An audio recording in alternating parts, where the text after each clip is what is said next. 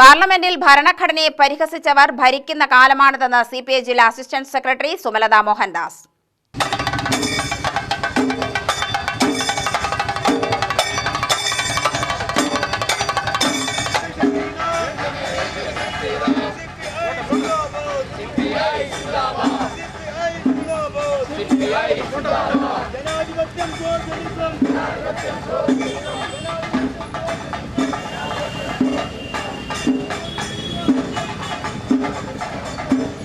CPI Kollengode local സമ്മേളനത്തിന്റെ പൊതുസമ്മേളനം ഉദ്ഘാടനം ചെയ്യുകയായിരുന്നു സുമലത മോഹൻദാസ്.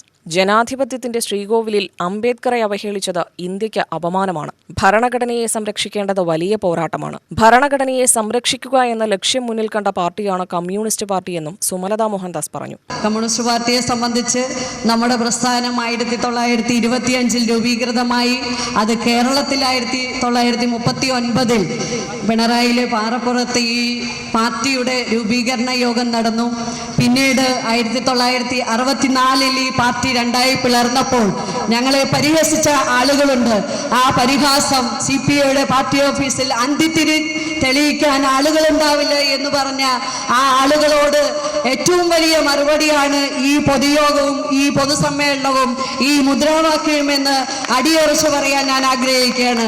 ഇൻക്ലാബ് സിന്ദാബാദ് എന്ന് വിളിക്കുമ്പോൾ, കമ്മ്യൂണിസ്റ്റ് പാർട്ടി സിന്ദാബാദ് എന്ന് വിളിക്കുമ്പോൾ ഈ പ്രസ്ഥാനത്തിന് 100 വയസ്സ് പിന്നിട്ടിരിക്കുന്നു.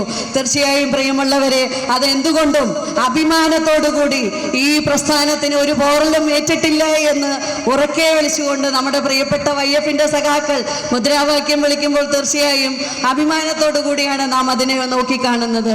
മണ്ഡലം കമ്മിറ്റി അംഗം പി ശിവരാമൻ അധ്യക്ഷനായി. ജില്ലാ എക്സിക്യൂട്ടീവ് അംഗങ്ങളായ NG Muraleedharan Nair, K Rajan, local secretary A Murugan, മണ്ഡലം secretary V Krishnankutty, P Ramadas, M Subrahmanyan, B Shenvani, Omana Subrahmanyan എന്നിവർ പ്രസംഗിച്ചു.